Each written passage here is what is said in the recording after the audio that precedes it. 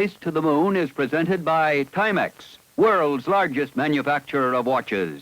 Timex, the dependable watch. Timex, the fashionable watch. Two important reasons why more people buy Timex than any other watch in the world.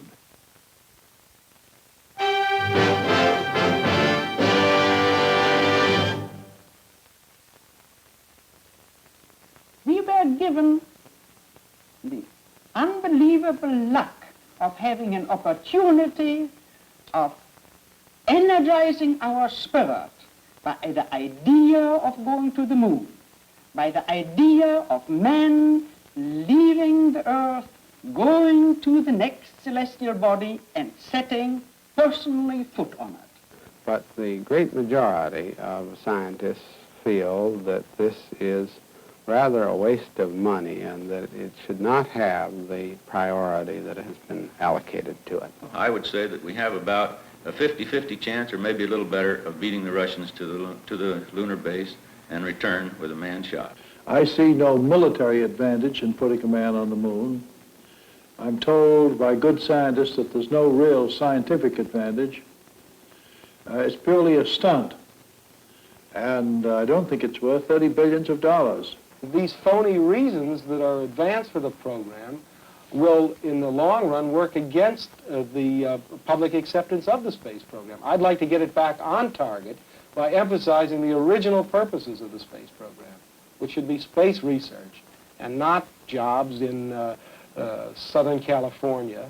Yes, we can make it by 1970, provided we don't uncover some unexpected scientific or environmental condition that we had not anticipated. Comments on Project Apollo, the United States manned expedition to the moon. I'm Bill Stout. An estimated $30 billion will be required to complete this controversial program before 1970.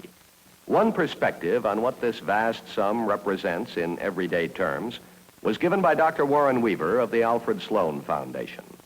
With $30 billion, he reported, we could build and endow more than 50 large universities, give $10 million each to 200 of our best colleges, finance 50,000 seven-year fellowships, create 10 new medical schools, and give a 10% salary raise over a 10-year period to every teacher in the United States.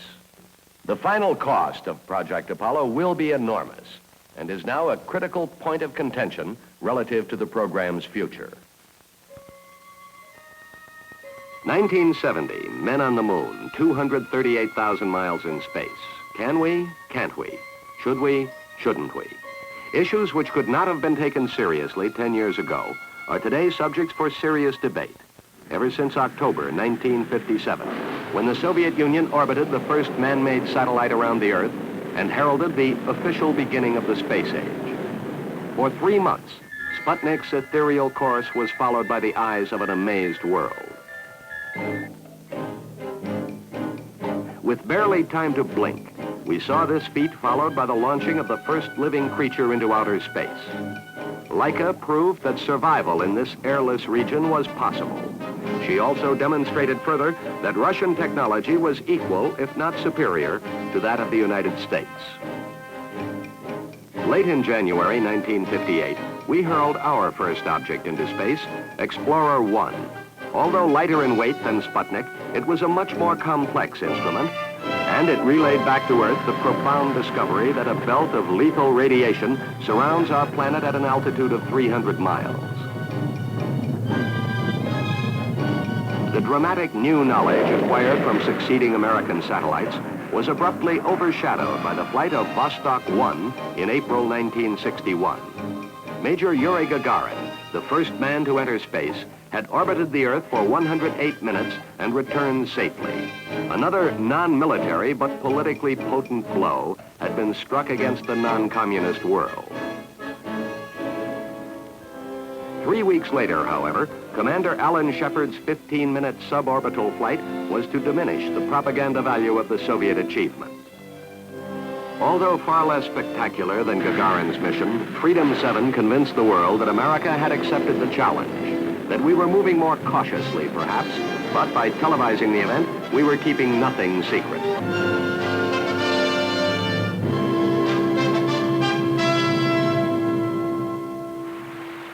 While space matters now appeared to be running well for the United States, international affairs, namely in Cuba and Berlin, were in a critical state. The administration felt the need for a specific national goal which it thought could capture the people's imagination and bolster their self-esteem. On May 25, 1961, in a special session of Congress, President Kennedy set forth the challenge. Time for this nation to take a clearly leading role in space achievement, which in many ways may hold the key to our future on Earth.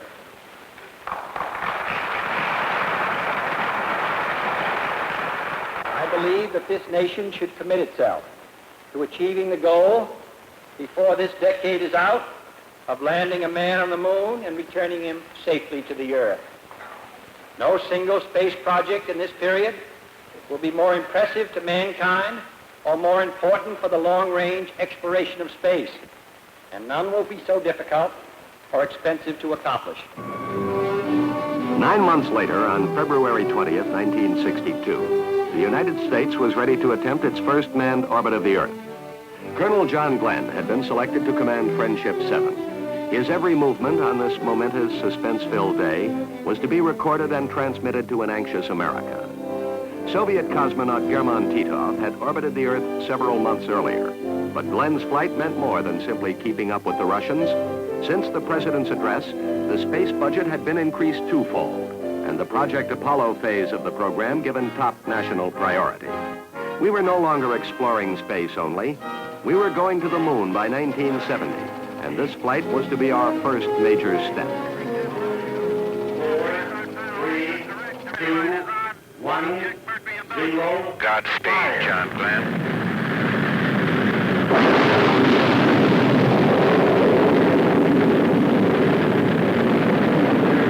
Roger, the clock is operating. We're underway. You're loud and clear. Roger, we're programming and roll okay. A little bumpy along about here. Roger, backup clock is started. Fuel 102, 101, oxygen 78, 100, amps 27. Roger, loud and clear, flight path is good, 6-9. Roger, check's okay. Oh, that view is tremendous. Roger, down has started. Roger, capsule turning around, and I can see the booster just a couple of hundred yards behind me. Beautiful. Roger, reading you loud and clear. Roger, coming into IQ a little bit. Had a little contrail went by the window or something there. Main chute is on green. Chute is out in reach condition at 10,800 feet and beautiful chute.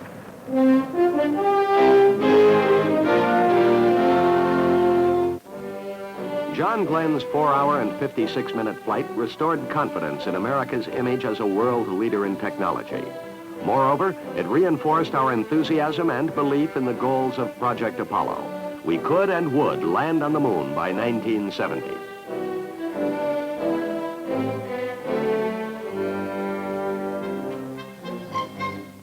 These are exclusive films of Valentina Tereshkova training in Tyurtam, Central Asia. On June 16, 1963, she was to become the first woman, and at this date, the last human being, to enter space. Although Premier Khrushchev has repeatedly stated Russia is not in a race to the moon with the United States, he doesn't deny the Soviet Union is intent on pursuing dramatic achievements in space. The flights of Valentina and Colonel Valery Bykovsky, launched 2 days earlier, bear this out. According to Russian scientists, the purpose of their joint flight was to compare the biological and psychological effects of long-duration flight on male and female systems. It was determined a success, although Western observers claim their purpose was to rendezvous in space, connect, and return together to Earth. Nevertheless, the flights of Tereshkova and Bykovsky brought Russian manned spaceflight experience to 382 hours, as compared to the 53 hours attained thus far by the United States. Cause enough to declare a national holiday.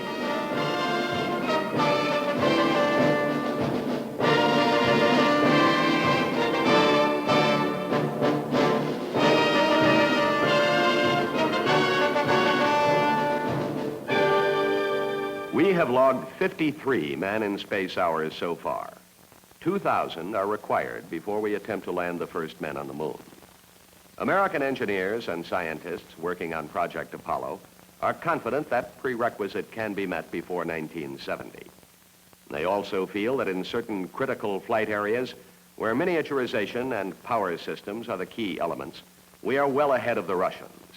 However, to meet the 1970 target date, the money and manpower deemed necessary 3 years ago cannot be reduced.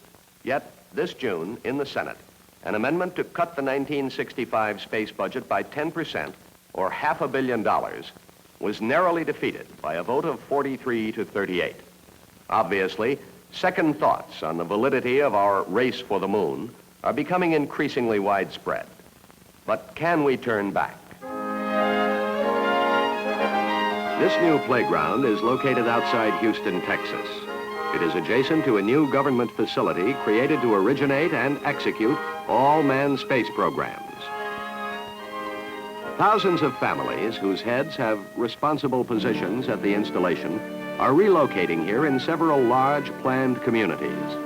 The homes they are buying in this area, until recently as swampland, range in cost from $20,000 to $40,000.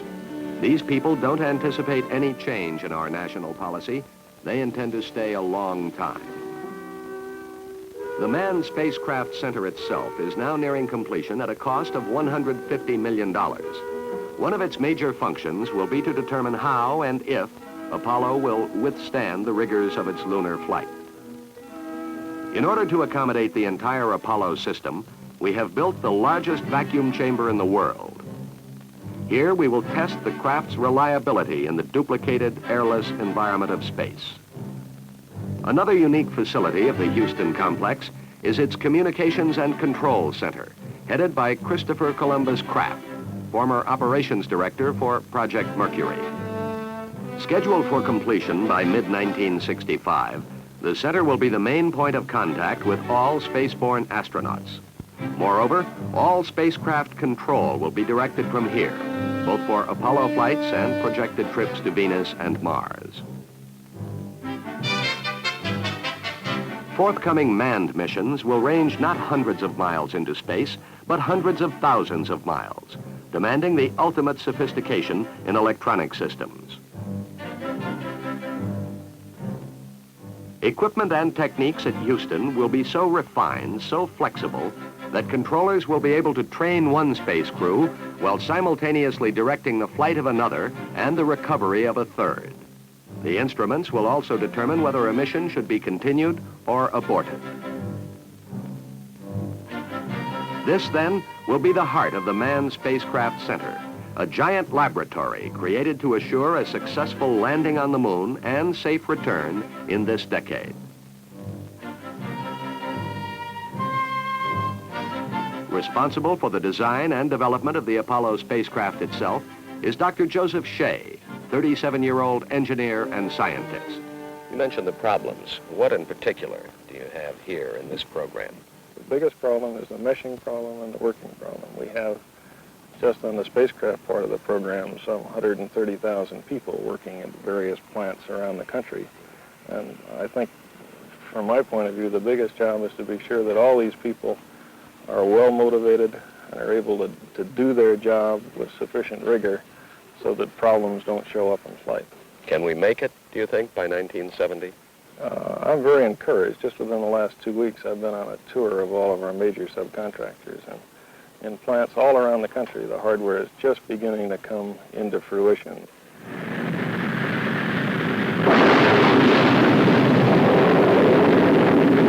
To meet Project Apollo's target date, research, development, and training processes must be carried out concurrently with the actual spacecraft production. More than 5,000 companies are now engaged in the program, and in several cases, whole communities are dependent upon NASA contracts. This year, 75% of the space agency's $5.2 billion budget has been allocated to the lunar project. To the American taxpayer, this means $10 million a day, a sum of unprecedented size for a non-military objective. Perhaps the most unique aspect of this $30 billion goal is the reliance on a small group of men for its ultimate success. But space exploration at this time is still a new, inexact science. And no matter how well prepared the men and machines may be, the possibility of failure will loom over every mile of the monumental journey.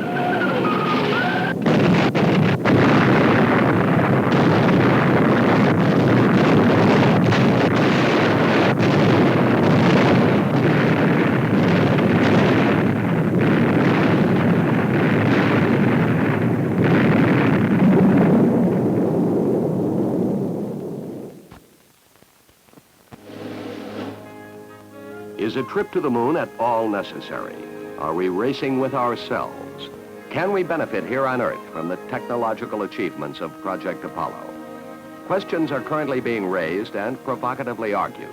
But for this fiscal year, unless Congress reduces Apollo appropriations, they will remain academic. The budget continues in the high priority class. Before men are sent to the moon, a number of instrumented packages must precede them. The first of these, Ranger, has televised the moon's surface to determine a landing site for the Apollo crew. The pictures were taken as it descended for a crash landing.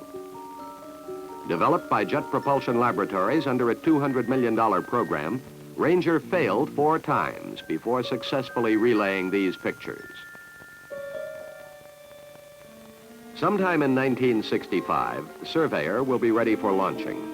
This complex laboratory, built by Hughes Aircraft at a cost of $125 million, will land and relay back to Earth vital data on radiation hazards and other phenomena. It will also take a sample of the lunar crust and analyze it.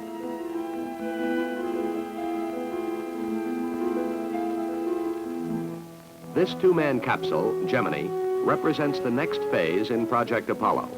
Built by the McDonnell Aircraft Corporation, the capsule is part of a $1 billion program in which 10 manned flights will be conducted solely in Earth orbit for spaceflight experience.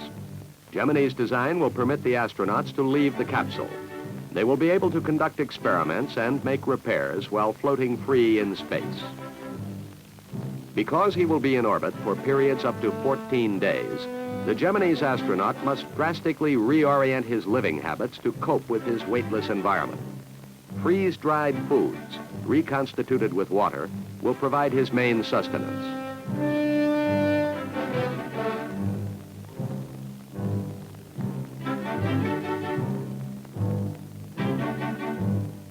The Titan II, an intercontinental missile produced by the Martin Company, is the Gemini launch vehicle. The first manned flight is scheduled for late this year, following a series of unmanned launches. More than 1,000 hours in space will be logged by Gemini missions before the NASA program is completed. Manned launches will continue to be made from Cape Kennedy, while flight control will be directed from the new Houston Center. Nearing the final stages of development is the Apollo spacecraft itself, the system which will carry 3 men into lunar orbit and back to Earth. Twice the size of the Gemini capsule, it weighs 5 tons and has been constructed to withstand the searing heat of planetary re-entry. The Apollo command vehicle is being manufactured by North American Aviation under a $1 billion NASA contract.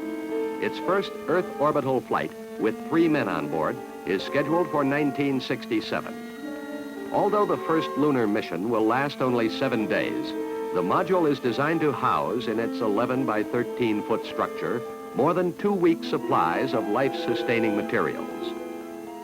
Another feature of this craft is its ability to be maneuvered in the atmosphere somewhat like an airplane.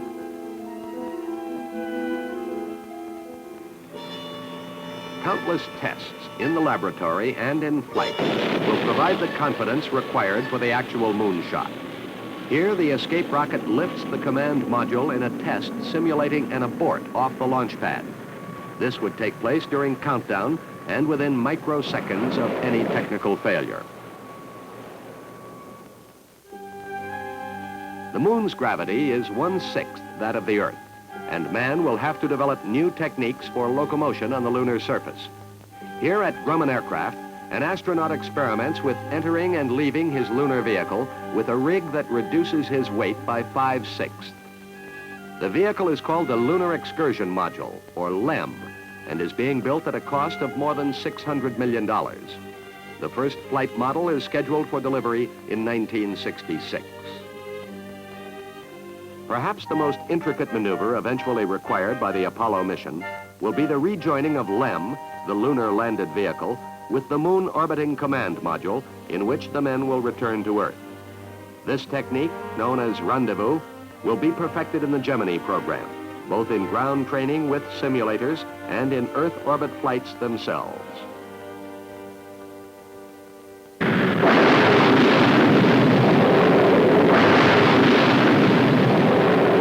Rocket power, the key to a successful lunar mission and the area in which the space program has advanced most rapidly since 1961. All major research and development of the giant rockets is being conducted at Huntsville, Alabama.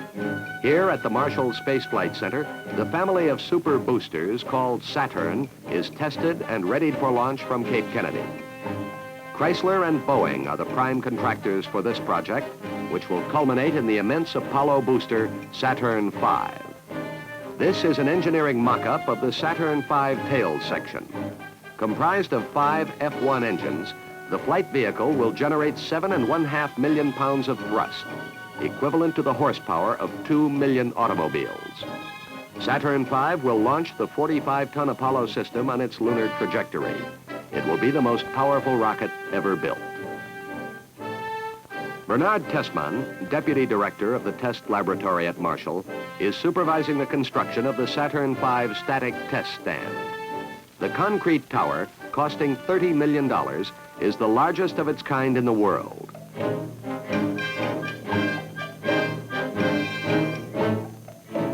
First firings on this stand will commence in December.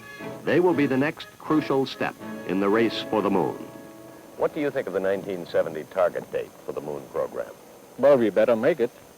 I'm very confident that we will do, and as far as things went so far, it looks very promising. You think we'll make it? Yes, we will make it. What if the Russians got there first? Well, good for them, but I would say we have a good chance this time to beat them, I hope. Also, we should not be confused by the quietness from their side. As you probably know, they always did work behind the fence, and once they were first. But I hope this time we will beat them. It appears that Apollo will meet its projected 1970 target date. The Russian timetable, if there is one, remains unknown.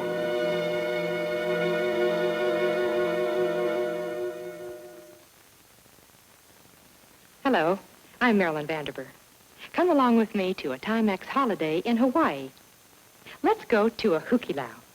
A hukilau is a fish fry, a kind of beach party, and it begins like this. Listen.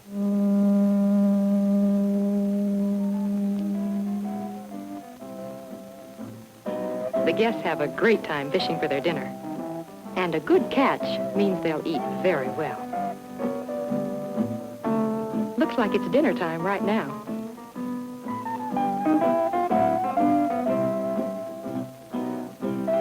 The food is wonderful. But aren't little girls the same everywhere? What really interests her is Mother's pretty Timex watch. Can you blame her? Look at the lovely lines, the slender cord band. It's good fashion wherever you go.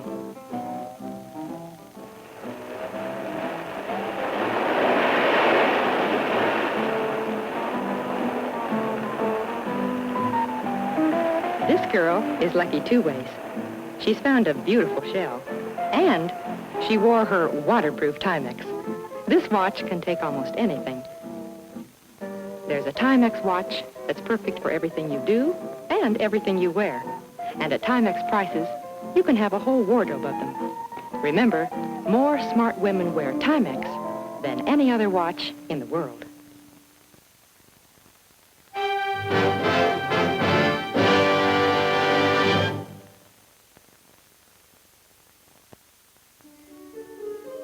Because there is no atmosphere on the moon, its physical appearance and composition are the same today as they were 1 billion years ago. Once we finally understand the moon's makeup, we may very well determine the origin of the Earth itself. However, political and military incentives are the more immediate justifications given for our race to the moon. But how much worldly wealth and manpower these objectives are worth, and how urgently they are needed, remain subjects of heated controversy. We met in Washington with a number of lawmakers, among them Paul Douglas, senior senator from Illinois. Senator Douglas, what do you think of the Apollo program to put a man on the moon by 1970? I think it will cost altogether too much. $30 billion.